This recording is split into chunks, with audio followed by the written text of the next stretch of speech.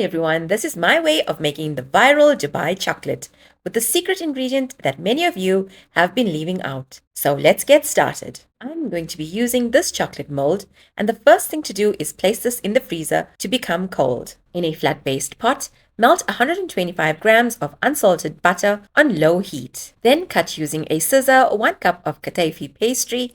Cut them into small pieces so you don't end up with a stringy filling. Add this to the melted butter. Once added, keep stirring to ensure that it doesn't burn. Don't brown the pastry too much because this will change the color of your filling. When you've reached a light brown color, remove and place into a bowl. Do this quickly to avoid it from getting burnt. It should have a crunchy texture. Then add in 1 cup of pistachio paste. Different pastes can alter the taste, so make sure you're using 100% pistachio. Once mixed, add in our secret ingredient, and that is 1 tablespoon of tahini paste. And then add in 1 tablespoon of condensed milk. This will actually make the filling a lot creamier. Give this a mix until you have a lovely smooth filling. Removing my mold from the freezer, I melted some store-bought chocolate in the microwave and placed this in each block. Quickly fill them with about 1 teaspoon of chocolate into each mold. And the reason you have to do this quickly is because the mold is cold and the chocolate will set fast. Not sure if you can notice how quickly they have hardened.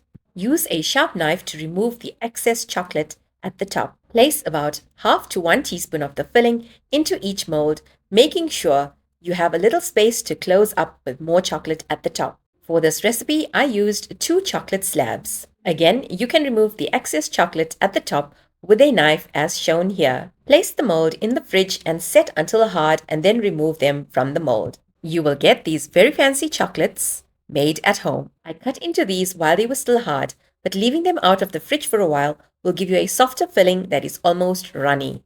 Try making these at home and don't forget to let me know in the comment section how it turned out for you. Until the next vlog, happy cooking and thanks for watching.